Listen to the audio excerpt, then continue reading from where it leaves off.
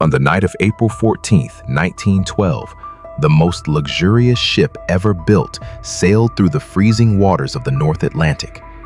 It carried over 2,000 people, millionaires, immigrants, engineers, musicians, crew members, families chasing a better future. To the world, it wasn't just another ocean liner. It was a symbol of human progress, a floating city, a masterpiece of modern engineering. People believed it represented the future. Some newspapers even described it as practically unsinkable. But just a few hours later, that same ship would become the most famous maritime disaster in history. More than 1,500 people would never return home.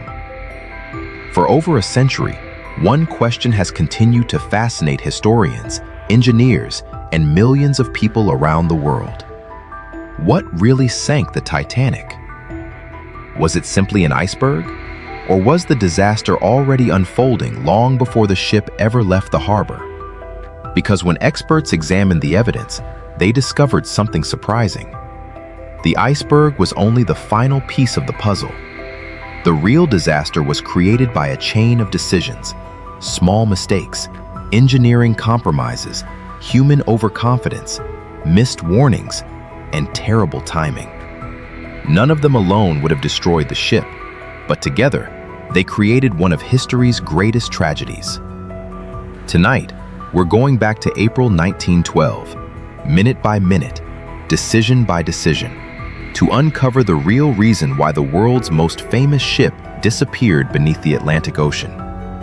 This is the true story of why the Titanic sank. Welcome to the Fox Insight.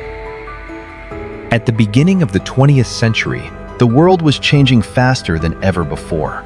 Industrial factories covered Europe. Steel replaced wood. Electricity transformed cities. And giant steamships connected continents like never before. Millions of people crossed the Atlantic every year. Some traveled for business.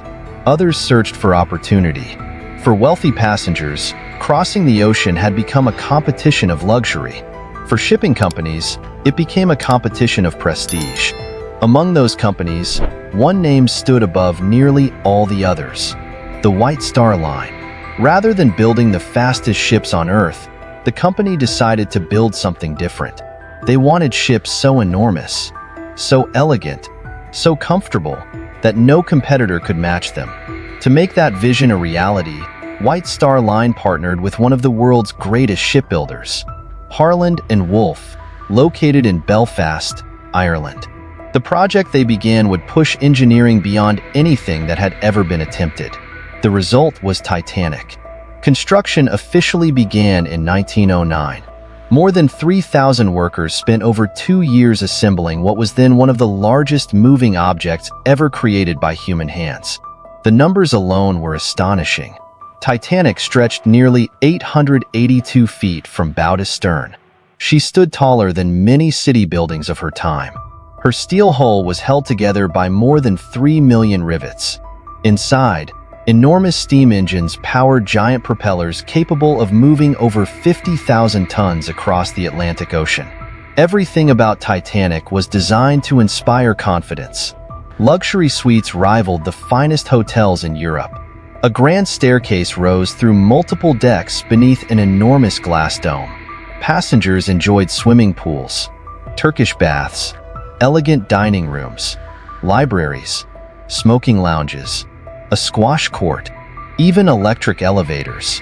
For first-class passengers, life aboard Titanic felt less like a voyage and more like staying inside a floating palace. But luxury wasn't the only selling point. The ship's greatest advertisement was its safety. Titanic incorporated 16 major watertight compartments separated by massive steel bulkheads. If part of the hull was damaged, engineers believed these compartments would trap incoming seawater and prevent flooding from spreading. According to the ship's designers, Titanic could remain afloat even if several compartments flooded. That remarkable feature quickly earned the vessel an extraordinary reputation. Many newspapers described Titanic as virtually unsinkable. Although the company itself was more careful with its wording, the public embraced the idea completely. People believed technology had conquered nature. They believed modern engineering had eliminated the dangers that haunted older ships. And perhaps most dangerously, many believed nothing could happen to Titanic. That confidence would shape countless decisions before the ship ever reached the open ocean. Because when people believe something cannot fail, they often stop preparing for the possibility that it might. No one on board realized that the greatest threat wasn't hidden beneath the Atlantic Ocean. It was hidden inside human confidence itself. On the morning of April 10, 1912, thousands of people gathered along the docks of Southampton, England. Some had come to say goodbye, others simply wanted to witness history. Standing before them was a ship unlike anything they had ever seen. Its 4 towering funnels dominated the skyline. Its black hull stretched farther than most people could see without turning their heads. As workers loaded the final supplies and passengers climbed the gangways, there was a feeling that this was more than the departure of a ship. It was the launch of a new era. At exactly noon, Titanic slowly pulled away from the dock. Tugboats guided the giant liner into open water while crowds waved hats, handkerchiefs, and flags. The ship's powerful engines came to life. Its maiden voyage had begun. But within minutes, something unexpected happened. As Titanic moved through the harbor, the enormous amount of water displaced by its massive hull created a powerful suction effect. A nearby ship, the SS New York, broke free from its mooring lines and drifted dangerously toward Titanic. For several tense moments, it appeared that the two ships might collide. Quick action from tugboats and Titanic's crew prevented disaster by only a small margin. Many later remembered the incident as an eerie warning. At the time, however, it was dismissed as nothing more than an unfortunate accident. No one imagined it would be the closest Titanic came to avoiding tragedy. After leaving Southampton, Titanic crossed the English Channel to Cherbourg, France, where additional passengers boarded. From there, the ship sailed to Queenstown, Ireland, the final stop before beginning the long journey across the Atlantic Ocean toward New York City.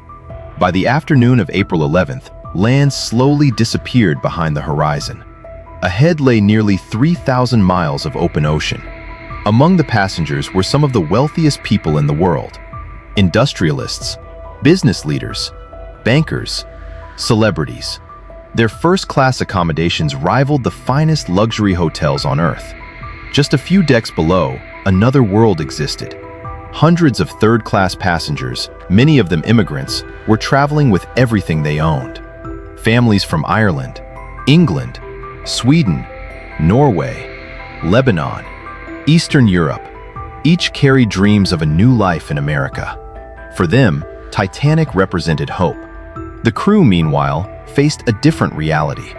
More than 900 men and women worked tirelessly to keep the floating city operating.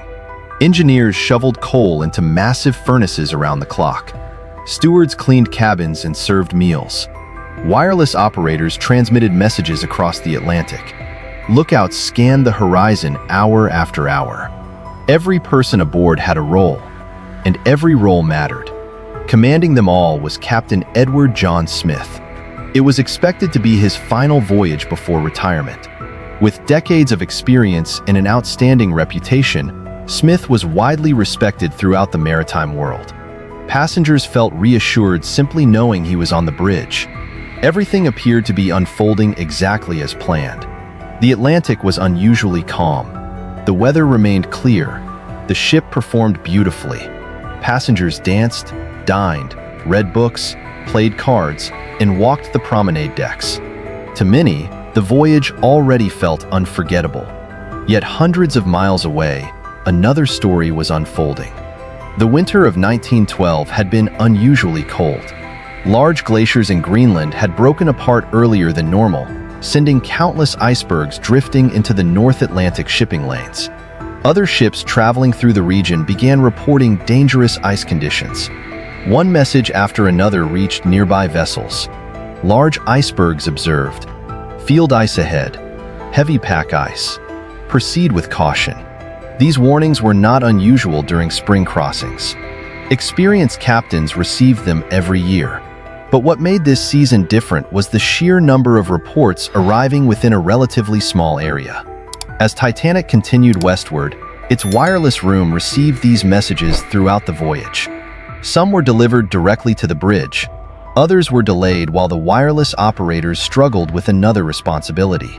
Passengers were paying to send personal telegrams to friends, family, and business associates back on land. The wireless equipment had recently experienced technical problems, creating a backlog of commercial messages that needed to be transmitted. As a result, passenger traffic often took priority over routine navigation reports. This has sometimes been misunderstood. The wireless operators were not intentionally ignoring safety.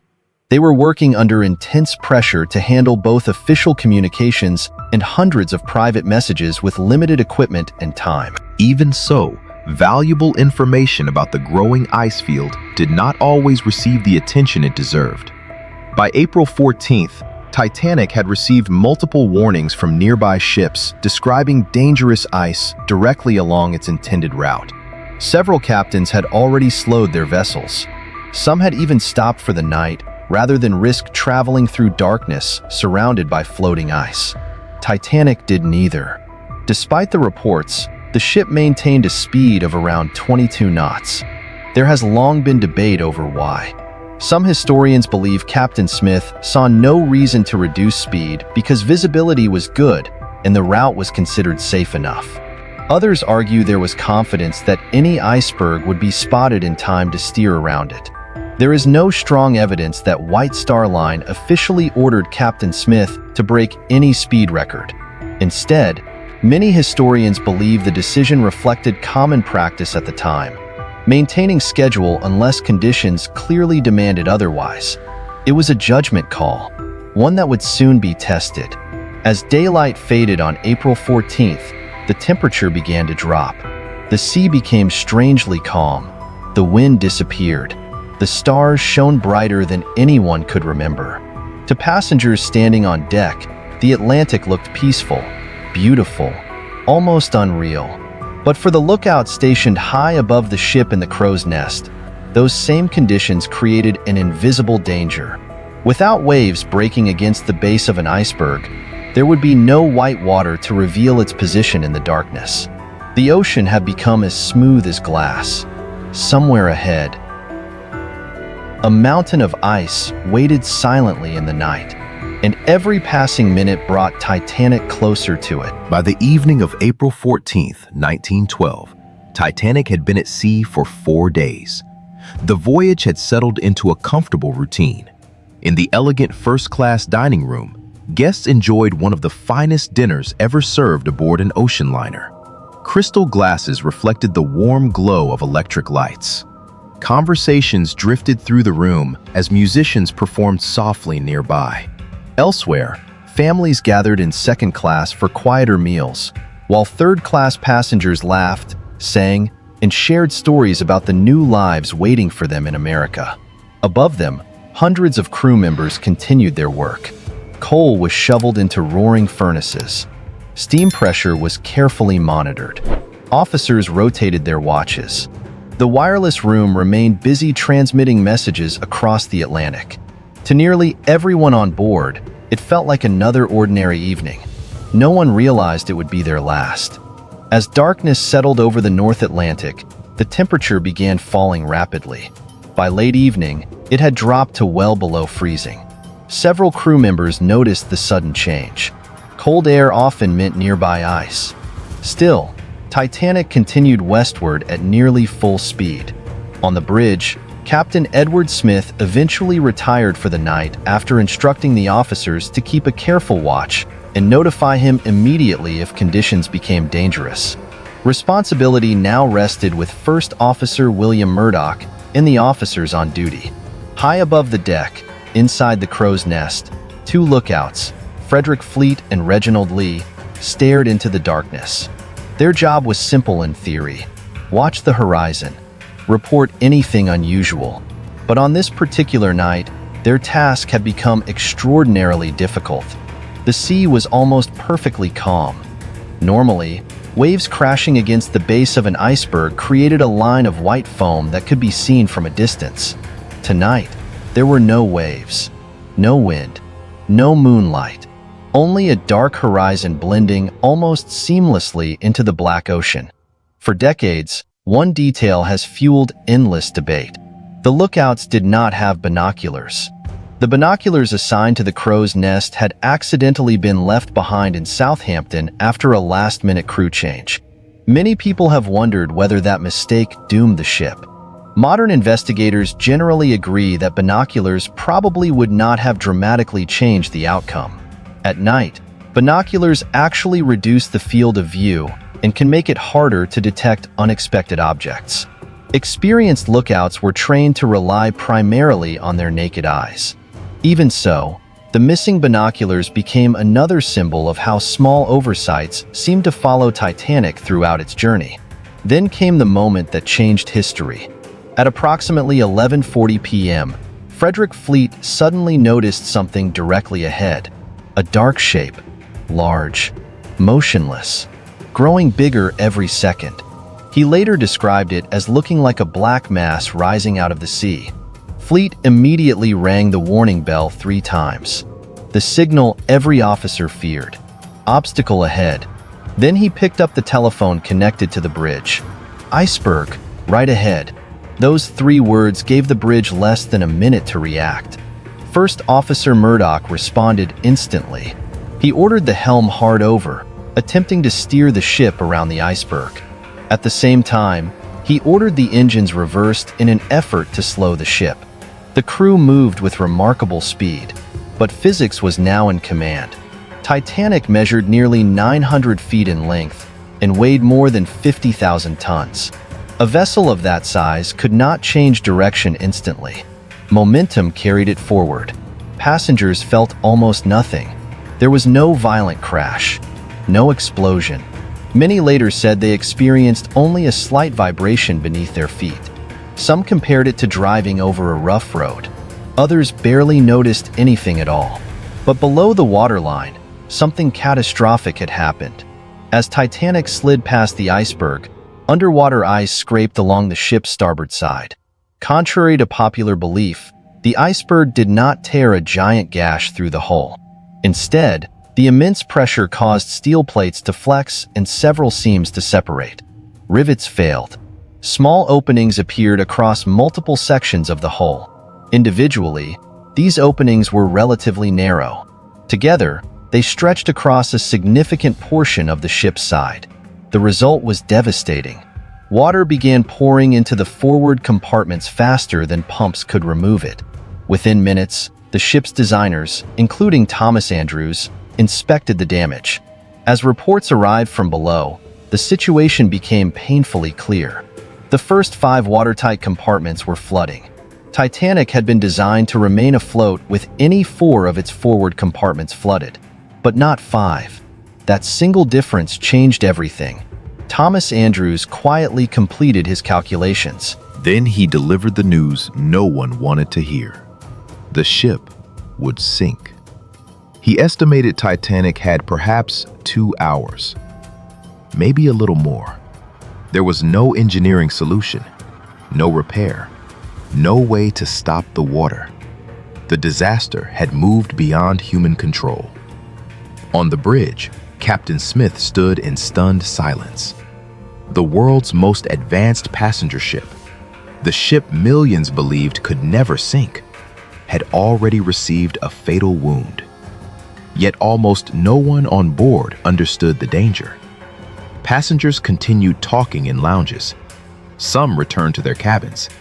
Others prepared for bed. Above them, the stars still filled the sky. The ocean remained calm. Everything looked peaceful. But beneath the surface, the Atlantic was slowly, relentlessly claiming the ship. And the most difficult decisions of the night were only just beginning. When people imagine the sinking of the Titanic, they often picture one enormous hole ripped through the side of the ship by the iceberg. It seems logical. A massive iceberg strikes a massive ship. The hull tears open. The ship fills with water. It sinks. Simple. But that isn't what happened. In fact, one of the biggest misconceptions about the Titanic is the size of the damage itself.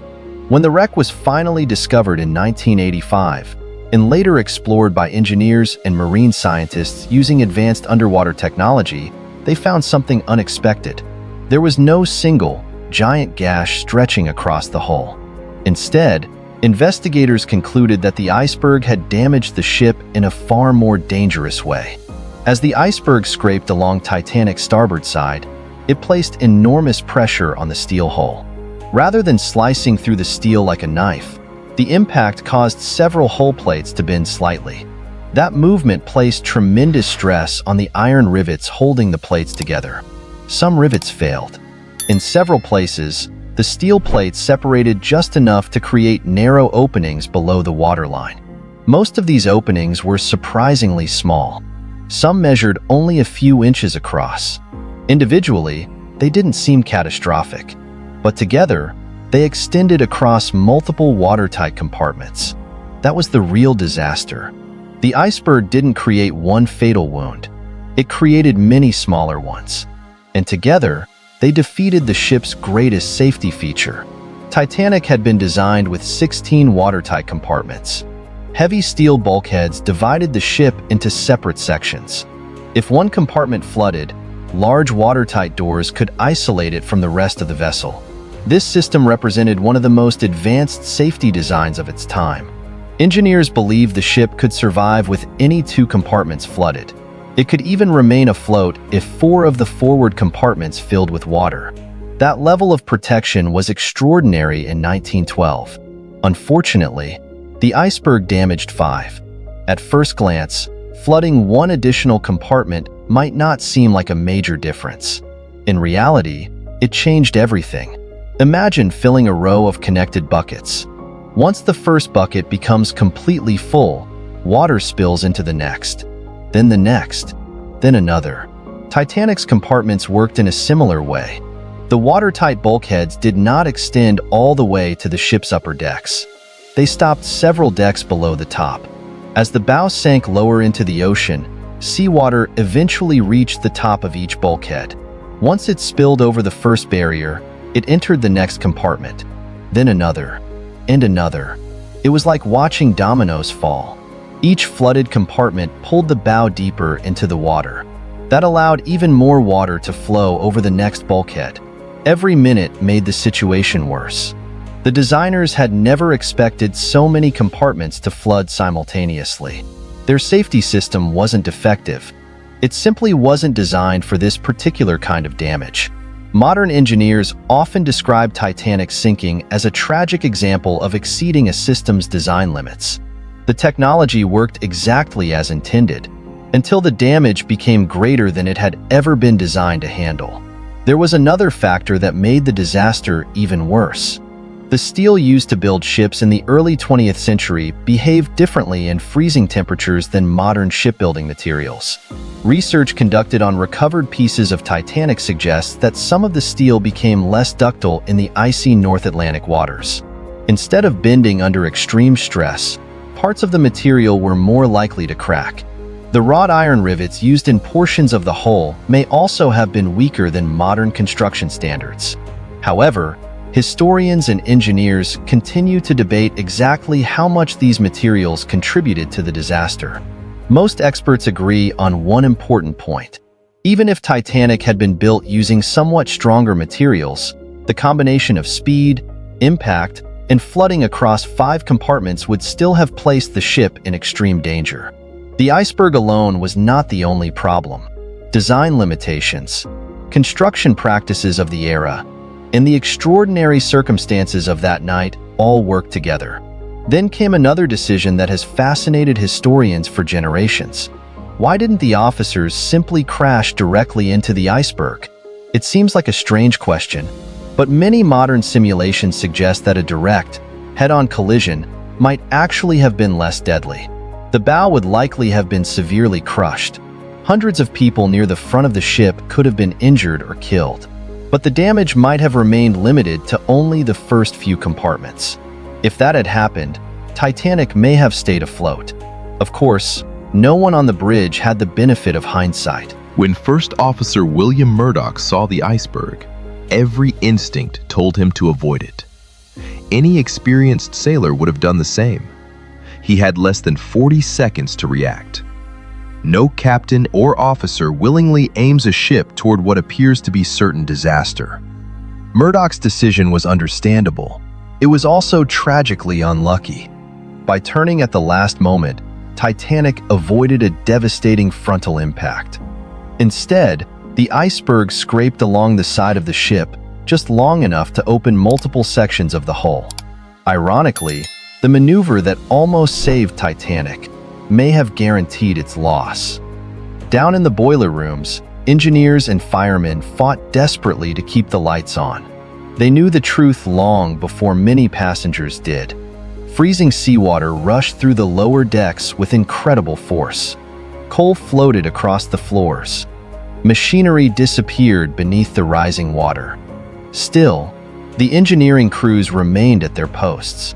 They continued feeding the boilers and generating electricity, allowing lights to stay on and wireless operators to continue sending distress calls. Their actions bought precious time. Without them, darkness would have fallen much earlier. The evacuation would have become even more chaotic. Above deck, however, most passengers still didn't understand the danger. The ship looked perfectly normal. Its elegant hallways remained brightly lit. The orchestra had not yet stopped playing. Many people laughed when crew members asked them to put on life jackets. Some refused to leave the warmth of their cabins. Others believed they would return inside after a brief precaution. They had trusted Titanic from the moment they stepped aboard. Now that same confidence was costing them valuable time. Far below their feet, the Atlantic Ocean continued to rise. And with every passing minute, escape became more difficult than anyone could imagine. At 12:05 a.m., just 25 minutes after striking the iceberg, Captain Edward Smith made the decision he had hoped would never come. Prepare the lifeboats. Send the distress calls. Wake every passenger. It was the moment the crew realized this was no longer an emergency they could control. It was now a race against time. Yet even then, many people still refused to believe the Titanic was actually sinking. The ship remained brightly illuminated. The decks were almost level. The engines had stopped, but there was no panic, no screaming crowds, no desperate rush for the exits. Instead, confusion spread from one deck to another.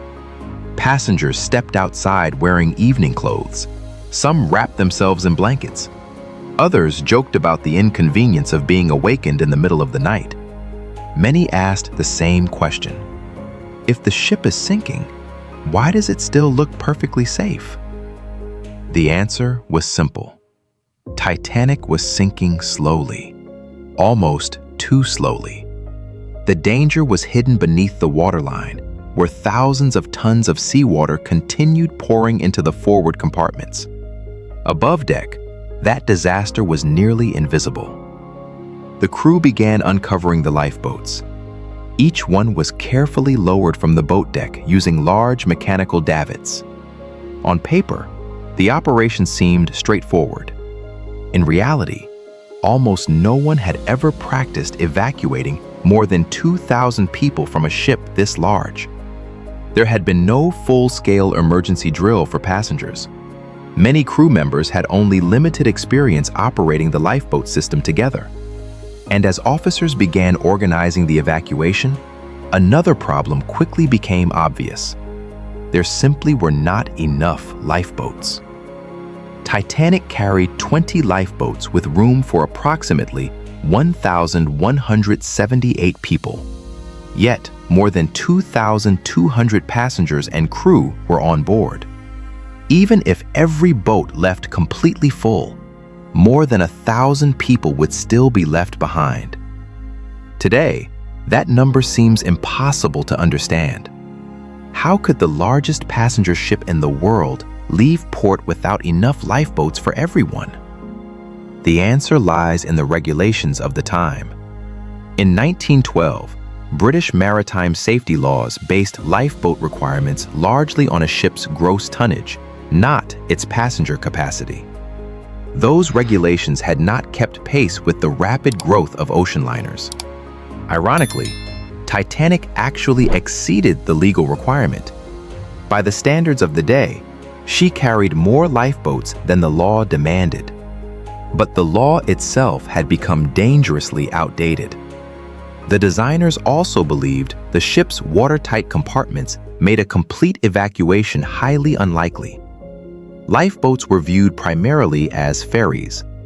Their purpose was to transfer passengers from a damaged ship to a nearby rescue vessel, not to hold everyone at once. No one expected an entire ocean liner to disappear beneath the sea before help arrived. That assumption would prove fatally wrong. As the first lifeboats were prepared, officers gave an order that reflected both tradition and uncertainty. Women and children first. The phrase has become legendary, but its meaning was interpreted differently by different officers. On one side of the ship, Second Officer Charles Lightoller generally allowed only women and children to board, while many men waited behind. On the opposite side, First Officer William Murdoch often allowed men to enter if no women or children were nearby. The result was inconsistency and hesitation. Passengers were reluctant to leave what still appeared to be a perfectly safe ship and climb into small wooden boats hanging nearly 70 feet above the freezing Atlantic. Some believed the lifeboats looked far more dangerous than Titanic itself. Others feared they might never find their families again. Many simply refused to board. That hesitation had devastating consequences. The very first lifeboat launched with room for 65 people. It carried only 28. Another departed less than half full. Then another. Boat after boat descended into the darkness with dozens of empty seats. Not because there wasn't enough space, but because few people yet believed they were witnessing a catastrophe. Those empty seats would haunt the disaster forever. Later investigations estimated that hundreds of additional lives might have been saved had the early lifeboats been filled closer to capacity. No one aboard could see the future. The officers worried that overloaded boats might collapse while being lowered. Crew members struggled to maintain order. Passengers questioned every instruction. Everyone was making life or death decisions with incomplete information. Meanwhile, below deck, the engineering crews continued an extraordinary act of courage. Steam had to be carefully released from the boilers to reduce the risk of catastrophic explosions as freezing seawater reached the machinery. The work was unimaginably dangerous. Scalding pipes, boiling steam, rising floodwater, dark, confined spaces. Many engineers knew they would never escape, yet they remained at their stations. By keeping electricity flowing, they allowed lights to remain on throughout much of the evacuation. The wireless room also continued operating. Wireless operators Jack Phillips and Harold Bride worked tirelessly, transmitting distress calls across the Atlantic. Again and again, they sent the same desperate message: CQD, the international distress signal of the time. Soon afterward, they also began using the newer emergency signal, SOS. Several nearby ships heard the calls. Some immediately changed course. Others were simply too far away. Among them was the RMS Carpathia. More than 50 miles from Titanic's position, Captain Arthur Rostron ordered his ship to race through the icy night at maximum possible speed. His crew prepared blankets, hot drinks, medical supplies, everything they could think of. But there was one heartbreaking reality they could not change. Even at full speed, Carpathia would not arrive in time to prevent the sinking. Back aboard Titanic, the bow continued settling deeper into the ocean. For the first time that night, passengers could finally see it. The deck was no longer level. The truth could no longer be ignored. Panic, held back for nearly an hour, was beginning to spread. And from this moment forward, every minute would matter. By 1:30 a.m., the atmosphere aboard Titanic had changed completely. There was no longer any doubt. The ship was dying. The bow had dropped noticeably into the freezing Atlantic, and the angle of the decks made it difficult to walk without holding onto railings or walls. Passengers who had ignored the early warnings now rushed toward the boat deck. The calm conversations that had filled the ship only an hour earlier were replaced by shouted orders, crying children, and the sound of lifeboats being lowered into the darkness. Time was running out. Every minute, thousands of tons of icy seawater poured deeper into the ship. The Atlantic was winning. Captain Edward Smith moved rapidly across the bridge, speaking with officers, checking on the evacuation, and gathering updates from Thomas Andrews. Each report brought worse news. There was no chance of saving the ship. The only goal now was to save as many lives as possible. Thomas Andrews, Titanic's chief designer, continued moving through the vessel. He urged passengers to put on life jackets. He directed people toward the lifeboats. He answered questions as calmly as he could. Witnesses later remembered that he never appeared to panic. He simply continued helping others, fully aware that the ship he had spent years designing was beyond saving. He knew every deck, every hallway, every compartment, and he knew exactly how much time remained. As the list of the ship increased, the crew struggled to launch the remaining lifeboats. Some boats left successfully. Others nearly collided with the side of the ship as they were lowered. Crew members fought to keep ropes from tangling. Passengers clung to loved ones, knowing they might never see each other again. For many families, the hardest decision was deciding who would board. A husband helped his wife into a lifeboat. A mother wrapped another blanket around her child. Brothers embraced. Friends shook hands one final time. Some men stepped back voluntarily, believing there would still be another boat. For many of them, there wasn't. One of the most enduring stories from that night involves the ship's musicians. Led by Wallace Hartley, the band continued playing as the evacuation unfolded. No official record tells us exactly which songs were performed or in what order. Many survivor accounts differ. Some remembered lively tunes meant to calm the crowd. Others recalled hymns during the final moments. What nearly everyone agreed upon was this: the music helped reduce panic. In the middle of unimaginable fear, the sound of live music gave people something to hold on to. It reminded them that civilization still existed, even as it slipped beneath the waves. Elsewhere, acts of extraordinary courage unfolded across the ship. Crew members returned below deck to search for passengers who had not reached the boat deck.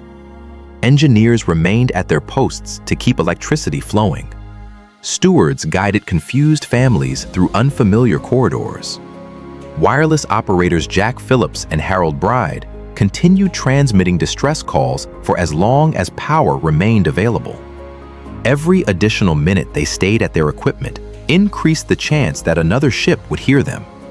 They refused to leave, not because anyone ordered them to, but because they understood that lives depended on those messages.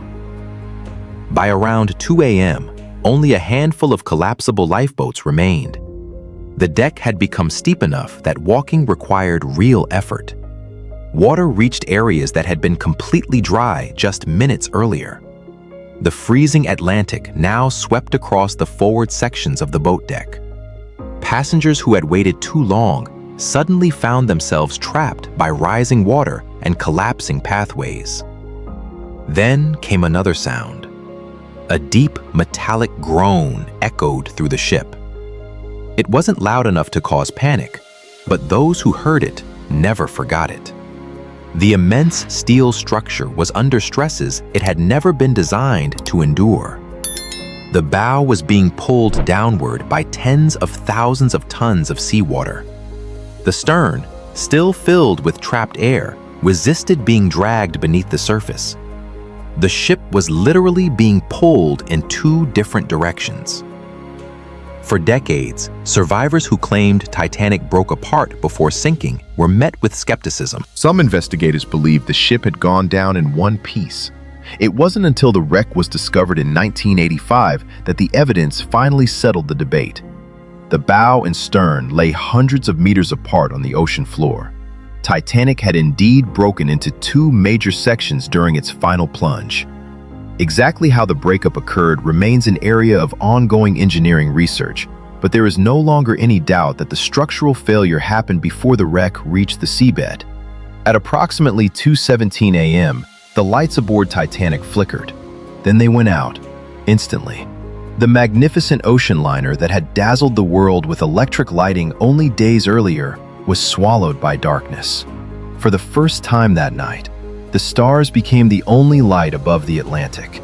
In the silence that followed, many people realized the end had arrived. The bow disappeared beneath the surface. The stern rose dramatically into the air. Some survivors later estimated the angle to be almost impossible to climb. People struggled to hold on. Others slid toward the freezing ocean below. Furniture, equipment, and loose objects crashed through the ship as gravity took over. Then, at approximately 2:20 a.m. on April 15, 1912, Titanic vanished. The largest passenger ship in the world disappeared beneath the North Atlantic. Its maiden voyage had lasted less than 5 days. The silence that followed was almost unbearable. Where moments earlier there had been a brightly lit city floating on the ocean, there was now only darkness. Scattered lifeboats, floating wreckage, and more than 1,000 people struggling in water that measured about -2 degrees Celsius, cold enough to incapacitate most victims within minutes. The sinking itself was over, but for those still alive in the freezing Atlantic, the longest night of their lives had only just begun. At 2:20 a.m., the Titanic was gone. But the tragedy was far from over. Hundreds of people floated in the freezing waters of the North Atlantic. Some wore life jackets. Others clung desperately to pieces of wreckage.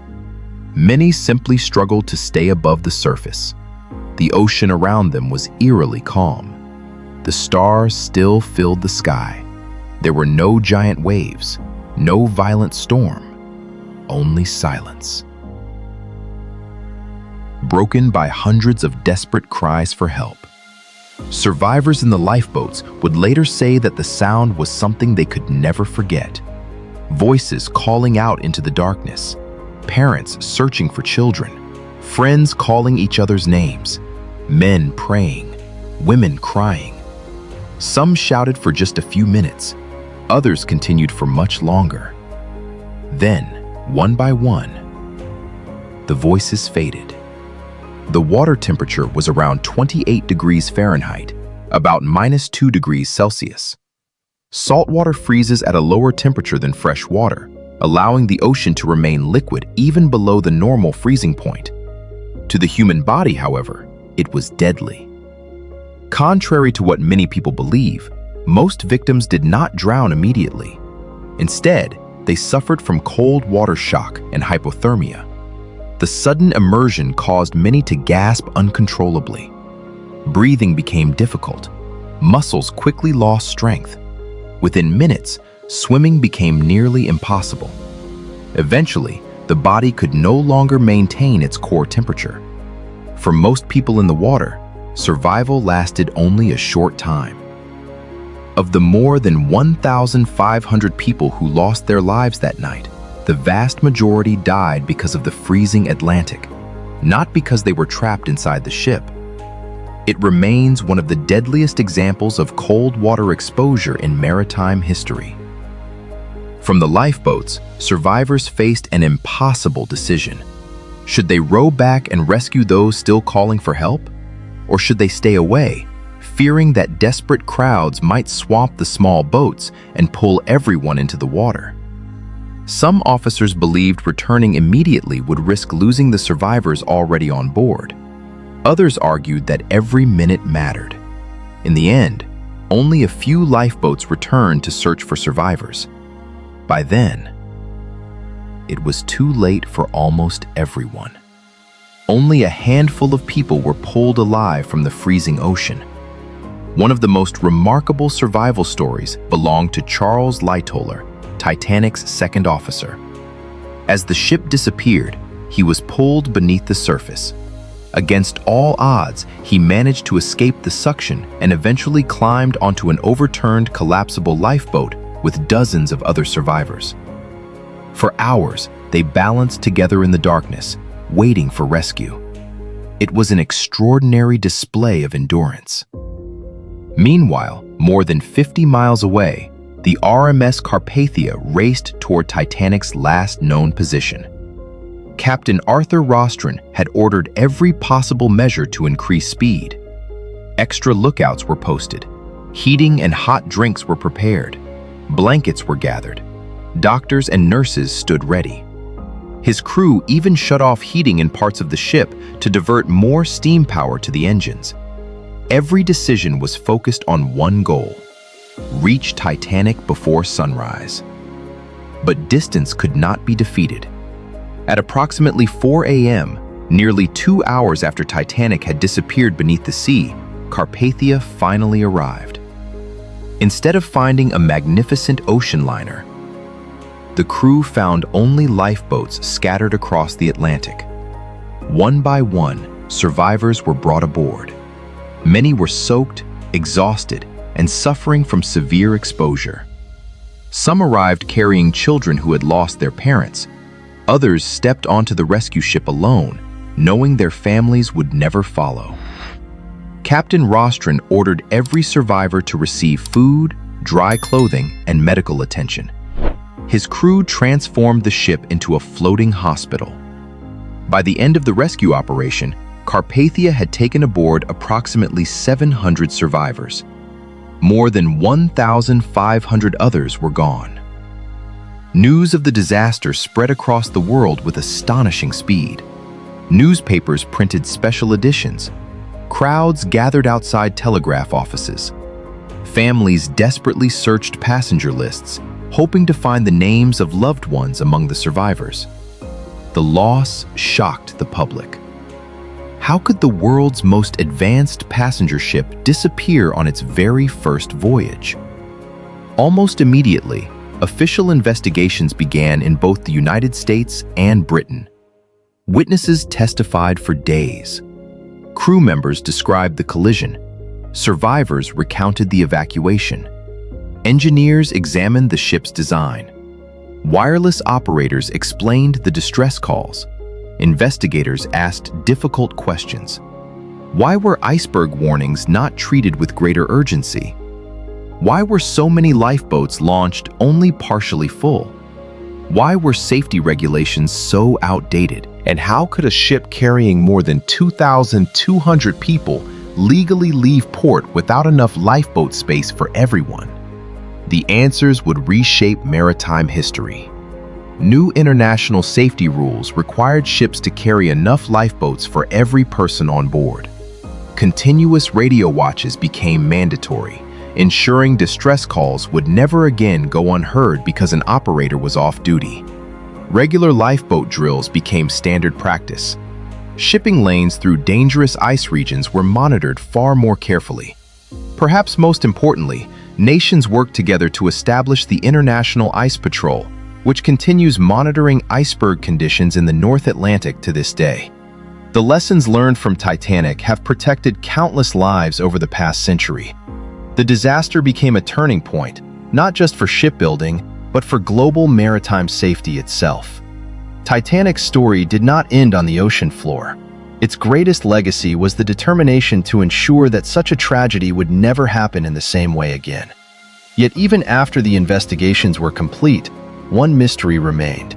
Why does the story of Titanic continue to captivate the world more than 100 years later? Perhaps the answer isn't found in the iceberg or the ship, but in the people who were aboard it.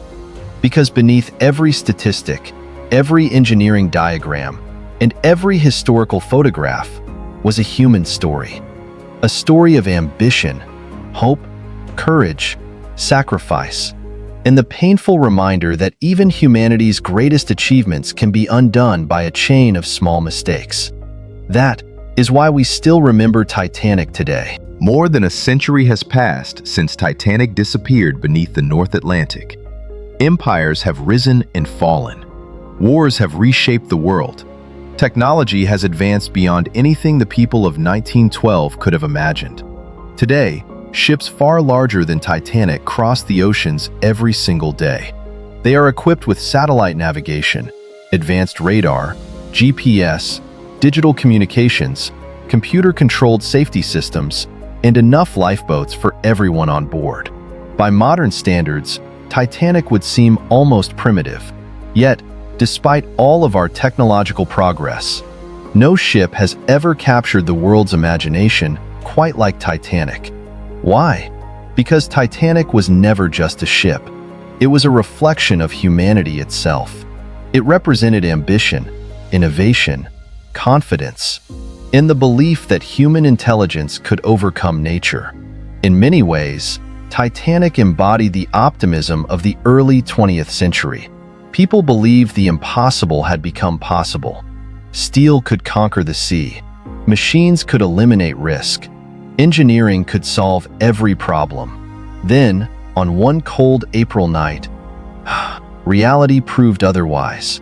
The iceberg did not care how luxurious the ship was. It did not care how famous the passengers were. It did not care about wealth, power, or reputation. Nature demanded respect. And when that respect was underestimated, the consequences were devastating. But perhaps the most important lesson wasn't about engineering. It was about people. When disaster struck, we witnessed the very best of humanity. Engineers remained below deck to keep the lights burning. Wireless operators continued sending distress calls until the very last moments. Crew members guided strangers to safety. Parents gave their children the only chance they had to survive. Musicians continued playing, offering comfort in the face of unimaginable fear. These acts of courage remind us that history is not defined only by disasters. It is also defined by how ordinary people respond when disaster arrives. The Titanic story is filled with heroes, not because they were famous, not because they were wealthy, but because they chose to help others, even when they knew it might cost them their own lives. Their names may never appear in every history book, yet their actions continue to inspire generations. In 1985, more than 70 years after the sinking, the wreck of Titanic was finally discovered nearly 12,500 feet beneath the surface of the Atlantic Ocean. Resting in complete darkness, the once proud ship had become a silent monument. Its grand staircase was gone. Its elegant cabins had collapsed.